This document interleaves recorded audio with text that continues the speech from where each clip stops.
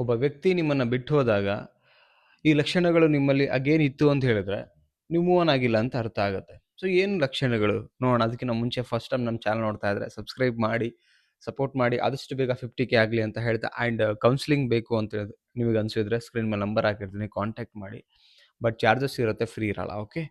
ಕೊನೆ ತನಕ ನೋಡಿ, ನಿಮಗೊಂದು ಕ್ಲಾರಿಟಿ ಸಿಗುತ್ತೆ. ಆ್ಯಂಡ್ ನಿಮ್ಮ ಲೈಫಲ್ಲೂ ಕೂಡ ಸ್ಟಿಲ್ ಅದೇ ಥರ ಫೀಲ್ ಆಗ್ತಿದ್ರೆ ಕಮೆಂಟ್ ಬಾಕ್ಸಲ್ಲಿ ಕಮೆಂಟ್ ಮಾಡಿ. ಫಸ್ಟ್ ಪಾಯಿಂಟ್ ಏನಂತ ಹೇಳಿದ್ರೆ, ಒಂಟಿಯಾಗಿದ್ದಾಗ ಅವರ ನೆನಪು ತುಂಬ ಬರ್ತಾ ಇರತ್ತೆ.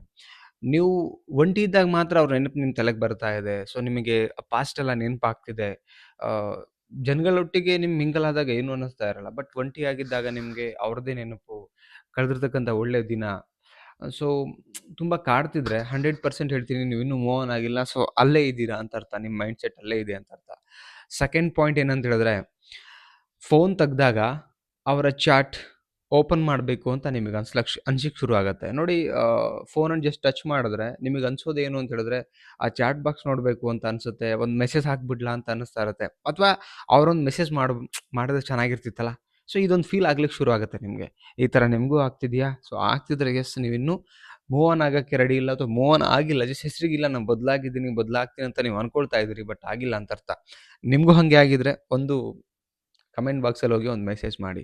ಸೊ ನೆಕ್ಸ್ಟ್ ಪಾಯಿಂಟ್ ಏನಂತ ಹೇಳಿದ್ರೆ, ಅವರ ಲಾಸ್ಟ್ ಸೀನ್ ನೋಡೋದು. ಎಷ್ಟು ಗಂಟೆ ತನಕ ಆನ್ಲೈನ್ ಇದ್ರು ಅವರು, ಅಥವಾ ಅವರ ಡಿ ಪಿನ ಚೆಕ್ ಮಾಡುವಂಥದ್ದು ಪದೇ ಪದೇ.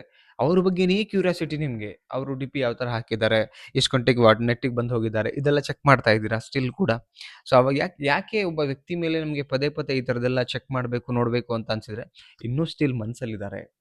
ಆ ಕಂಫರ್ಟ್ ಝೋನಿಂದ ನಾವು ಆಚೆ ಬಂದಿಲ್ಲ ಅಂತ ಅರ್ಥ ಆಗುತ್ತೆ. ಎಷ್ಟೋ ಜನ ಬಿಟ್ಟು ಹೋಗಿ ಇದೆಲ್ಲ ಆದ್ಮೇಲೂ ಕೂಡ 6 ಮಂತ್ 1 ಇಯರ್ ಆದ್ರೂ ಕೂಡ ಅವ್ರದ್ದೇ ಲಾಸ್ಟ್ ಸೀನ್ಗಳು ನೋಡೋದು, ಡಿ ಪಿ ನೋಡೋದು, ಫೋಟೋ ನೋಡೋದು, ಅವ್ರನ್ನ ಮತ್ತೆ ಮಿಸ್ ಮಾಡ್ಕೋತಿದ್ದೀನಲ್ಲ ಅಂತ ಅನ್ಕೊಳ್ಳೋದು, ಈ ಥರದ್ದೆಲ್ಲ ಆಗ್ತಾ ಇರತ್ತೆ. ನೆಕ್ಸ್ಟ್ ಪಾಯಿಂಟ್ ಏನಂತ ಹೇಳಿದ್ರೆ, ಒಮ್ಮೆ ಕಾಲ್ ಮಾಡಿದ್ರೆ ಈ ಥಾಟ್, ಒಮ್ಮೆ ಕಾಲ್ ಮಾಡಿದ್ರೆ ಚೆನ್ನಾಗಿರ್ತಿತ್ತಲ್ಲ, ಮಾತಾಡ್ಬೋದಿತ್ತಲ್ಲ. ನಿಮಗೆ ಆ ಫೀಲ್ ನಿಮಗೆ ನೀವೇ ಫೀಲ್ ಮಾಡ್ಕೋತಿರ್ತೀರಿ. ಅಥವಾ ನಾನಾರು ಒಂದು ಕಾಲ್ ಮಾಡಿಬಿಡ್ಲೆ, ಯಾವುದೋ ಒಂದು ನೆಪ ಮಾಡ್ಕೊಂಡು. ಕಾಲ್ ಮಾಡಿದ್ರೆ ಒಳ್ಳೆ ಇತ್ತು, ವಾಯ್ಸಾದ್ರು ಕೇಳ್ಬೋದಿತ್ತು. ಆ ವಾಯ್ಸ್ ಹೆಂಗಿದೆಯೋ ಏನೋ, ತುಂಬ ದಿನ ಆಯಿತು ಕೇಳಿ.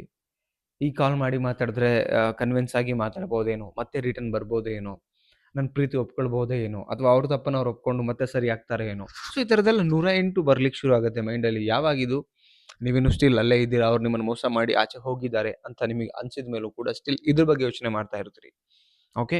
ಸೊ ನೆಕ್ಸ್ಟ್ ಪಾಯಿಂಟ್ ಏನಂತ ಹೇಳಿದ್ರೆ, ಹಳೆ ಫೋಟೋಗಳನ್ನ ಡಿಲೀಟ್ ಮಾಡಕ್ಕೆ ಮನಸ್ಸೇ ಆಗ್ತಿರಲ್ಲ. ಇನ್ನೂ ಅವ್ರ ಫೋಟೋಗಳು ಇಟ್ಕೊಂಡಿದ್ದೀರಾ, ಅವ್ರು ಕೊಟ್ಟಿರ್ತಕ್ಕಂಥ ಕೆಲವೊಂದು ಥಿಂಗ್ಸ್ಗಳನ್ನ ಹಂಗೆ ಇಟ್ಕೊಂಡಿದ್ದೀರಾ. ಸೊ ನಿಮಗೆ ಡಿಲೀಟ್ ಮಾಡೋಕ್ಕೆ ಮನಸ್ಸು ಆಗ್ತಿರಲ್ಲ. ಆ ಫೋಟೋ ಝೂಮ್ ಮಾಡಿ ನೋಡುವಂತ ಮಾಡ್ತೀರಿ. ಆ ಫೋಟೋ ಯಾವಾಗ ತೆಗ್ದಿದ್ದು, ಯಾವಾಗ ಕಳಿಸಿದ್ದು, ಇದೆಲ್ಲ ಕೂಡ ರೀಕಾಲ್ ಮಾಡ್ಕೊಳ್ತೀರಿ. ಆ್ಯಂಡ್ ಆ ಫೋಟೋ ನೋಡ್ಬಿಟ್ಟು ನಿಮಗೆ ನೀವೇ ನಗ್ತಾ ಇರ್ತೀರಿ. ಸಮ್ಟೈಮ್ಸ್ ತುಂಬ ಬೇಜಾರು ಮಾಡ್ಕೋತೀರಿ. ಸಮ್ಟೈಮ್ಸ್ ಕಣ್ಣೀರೇ ಬಂದ್ಬಿಡುತ್ತೆ. ಇದೆಲ್ಲ ಯಾಕೆ ಹಿಂಗಾಗತ್ತೆ ಅಂದರೆ, ಸ್ಟಿಲ್ ನಿಮ್ಮ ಲೈಫಲ್ಲಿ ನೀವು ಪರ್ಪಸ್ ಮೇಲೆ ಕೆಲಸ ಮಾಡ್ತಿಲ್ಲ, ನಿಮ್ಮ ನೆಕ್ಸ್ಟ್ ಗೋಲ್ ಮೇಲೆ ಕೆಲಸ ಮಾಡ್ದಿರಾ, ನೀವು ಮೂವ್ ಆನ್ ಆಗಿಲ್ಲ ಅಂತ ಹೇಳಿದ್ರೆ ಇದೆಲ್ಲ ಆಗ್ಲಿಕ್ಕೆ ಶುರು ಆಗುತ್ತೆ ಸ್ನೇಹಿತರೆ. ಸೊ ಇದೆಲ್ಲ ನಿಮ್ಮ ಲೈಫಲ್ಲಿ ನಡೀತಾ ಇದ್ರೆ, ನೀವು ಸ್ಟಿಲ್ ಅಗೇನ್ ಆ ವ್ಯಕ್ತಿ ಹಳೆ ಗುಂಗಲ್ಲಿದ್ದೀರಾ, ನೆನಪಲ್ಲಿದ್ದೀರಾ ಅಂತ ನಾನು 100% ಹೇಳ್ತಾ ಇದ್ದೀನಿ. ಬಿಕಾಸ್ ನಿಮ್ಮ ಲೈಫಲ್ಲಿ ಇದೆಲ್ಲ ನಡೀತಾ ಇದ್ರೆ ಪಕ್ಕಾ ಶ್ಯೂರ್. ನಿಮಗೂ ನಿಮ್ಮ ಲೈಫಲ್ಲಿ ಈ ಥರದ್ದು ಸನ್ನಿವೇಶಗಳು ಬಂದು ಹೋಗಿದ್ರೆ, ಸೊ ಕಮೆಂಟ್ ಮಾಡಿ ತಿಳಿಸಿ. ಇಷ್ಟ ಆದರೆ ಒಂದು ಲೈಕ್ನ ಮಾಡಿ.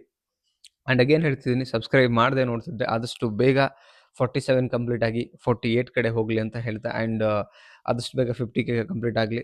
ಆ್ಯಂಡ್ ಫೇಸ್ಬುಕ್ಕಲ್ಲಿ ನಮ್ಮನ್ನು ನೋಡ್ತಾ ಇದ್ರೆ ಅಲ್ಲಿ ಪೇಜ್ ಫಾಲೋ ಮಾಡಿ, ಇನ್ಸ್ಟಾದಲ್ಲಿ ನೋಡ್ತಾ ಇದ್ರೆ ಅಲ್ಲೂ ಪೇಜ್ ಫಾಲೋ ಮಾಡಿ, ಯೂಟ್ಯೂಬಲ್ಲಿ ನೋಡ್ತಾ ಇದ್ರೆ ಸಬ್ಸ್ಕ್ರೈಬ್ ಮಾಡಿ. ಮತ್ತೊಂದು ಟಾಪಿಕಲ್ಲಿ ಸಿಗೋಣ. ಬಾಯ್.